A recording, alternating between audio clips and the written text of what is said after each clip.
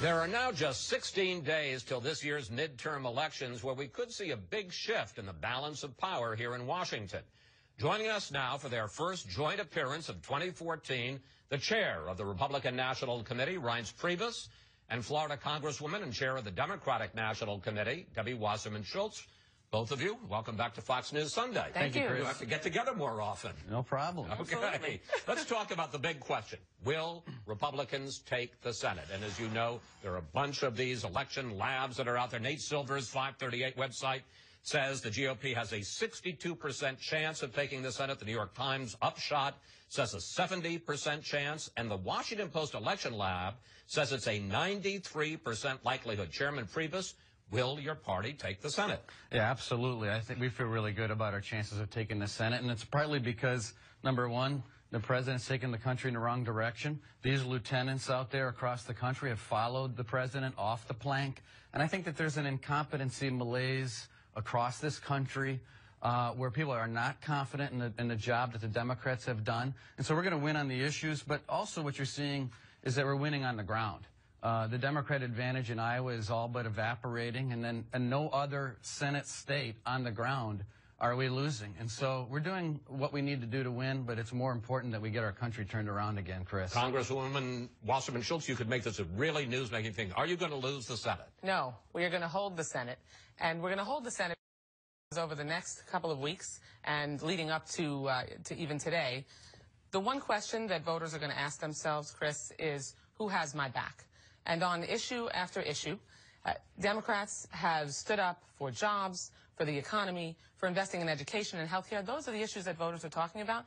And the Republicans have engaged in trying to take their health care away, to oppose the minimum wage. And I just want to address what Reince just said about the ground game. Imagine, could anyone have imagined that 2 weeks before Election Day, the Republicans would have to invest in South Dakota, Kansas, and Georgia, blood red states that they are now worried they might lose? Debbie, you guys are losing everywhere, first of all, and the president hasn't had anybody's back. He hasn't even had your back. And so I don't know whose back these Democrats have, but it's not the American people's back. Let me interrupt for a minute because I want to talk about that, because I think you would both agree that perhaps the Republicans' best issue is the unpopularity of this president. Look at some interesting numbers here.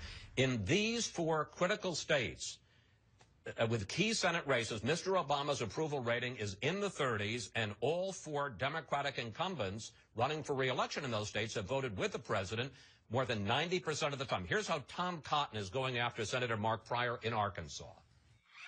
Senator Pryor has voted with Barack Obama 93% of the time. He cast a deciding vote for Obamacare, and he rubber stamps Barack Obama's foreign policy of weakness and retreat. Congresswoman, not to get specifically into Arkansas, but isn't the president a real problem for these Democratic senators? No, and Chris, from that same Fox News poll, Americans indicated that they want Democrats to maintain control of Congress, and Democrats had a higher approval rating than Republicans do in Fox's own poll. But the president's approval rating is in the 30s in states. But what... The president isn't on the ballot here. Republicans are desperate to put him on the ballot because they are trying to run away from their own terrible record. And Mitch McConnell, Mitch McConnell is trying to make this election about anything but his own record, because he was willing to shut the government down last year, costing the economy $24 billion. He's willing to do it again, and that's what we can expect. First of all, the Democrats are trying to walk a very difficult balance, and Debbie's got a very tough job, because what's happening here is that the Democrats that are running, number one, they don't want to be aligned with the president, because obviously you can't be with his numbers in the tank the way they are. But number two, they also have to defend the fact that they've supported the president in most cases 95, 96, 97% of the time. And as far as Mitch McConnell, look, the Democrats have left Kentucky. I mean, they've left Ellison Grimes high and dry. The fact of the matter is we're winning everywhere, but it's not because of a great situation in our country. It's because things aren't going well, whether domestically or... We got limited time, and I know we could debate any one of these issues on and on. One of the Democrats' best issues is women and what they call the war on women by Republicans. Congresswoman, you have hit that issue hard. Let's take a look. Scott Walker has given women the back of his hand.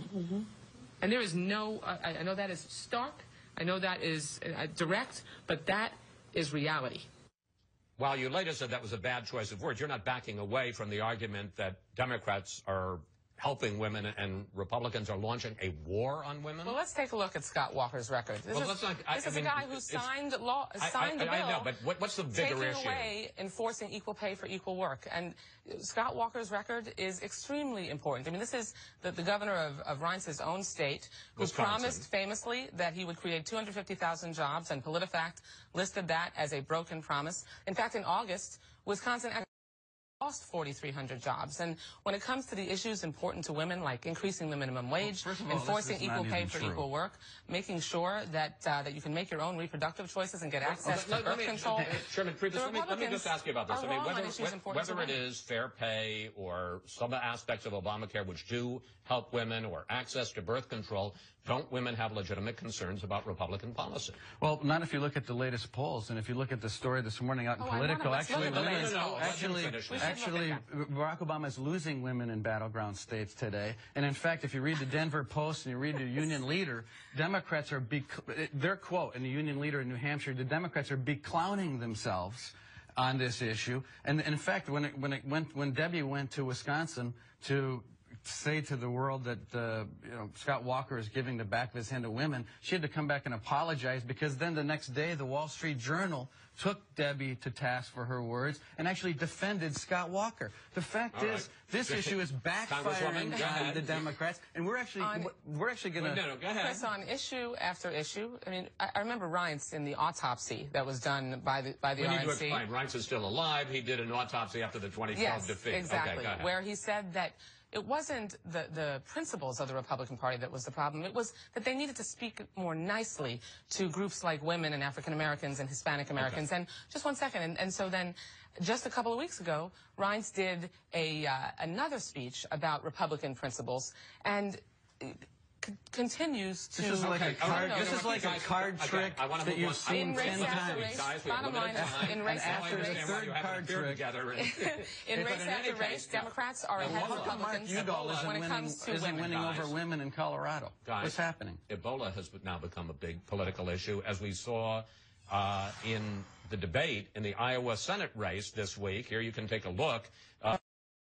Republican State Senator Joni Ernst with a slight lead over Democratic Congressman Bruce Braley. Here's what they talked about in the debate. If that means putting travel bans on and it protects the American people, we need to consider doing that. If it means beefing up travel restrictions, we need to do that. Unfortunately, our administration, including Congressman Braley, has been very reactive rather than proactive.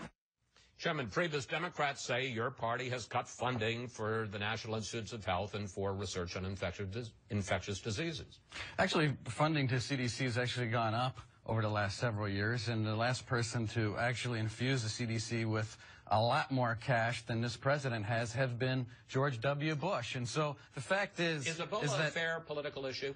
Well, I think that we should try to refrain from making it a political issue, but I think the problem you have is that Americans, like so many other issues that the president is touching right now, have lost confidence in this president's ability to lead. There is a malaise in this country of how people are feeling that this president is handling big problems. And when you appoint this next individual to claim, who's a lobbyist and a political hack, to head up the Ebola crisis in this country, it doesn't give Americans any confidence in this president, and she's going to defend it now. When you have Republican senators like Rand Paul, who's a doctor who should know better, who are saying that you can be 3 feet from someone who has Ebola and actually get it, I mean, that's an example of how Republicans are politicizing this. Ron Johnson, Louis Gohmert. Wait a minute, you're politicizing it too. You're talking about all the cuts. No, what I'm saying which incidentally, the Washington Post gave 4 Pinocchios to, which is the biggest whopper. Just to clarify, I have actually not said that. Have the Democrats said that? I was talking about the chairwoman of the party. What I'm saying as the chairwoman of this party is that this is an issue that should not be politicized. Debbie, do you think there should be a travel ban? This is an issue that should not be politicized. We need to make, there are 2 cases. 2 cases too many. We have a protocol that needed to be tightened, which has been tightened. We have a team of... Should there be a travel ban? Should there be a travel ban? The president should listen to national public health experts. I say there should be. That's it. And I say we should not be rattling our sabers. We should be making sure that people understand that this is something we have to take seriously, but not by politicize. Appointing political hacks to head up the Ebola crisis in America. By working together to make sure that we don't create hysteria and that we address legitimate problems. But both sides have made it a political issue. Congresswoman Wasserman Schultz, Chairman Priebus, thank you both. Thanks for coming in today. Thank you.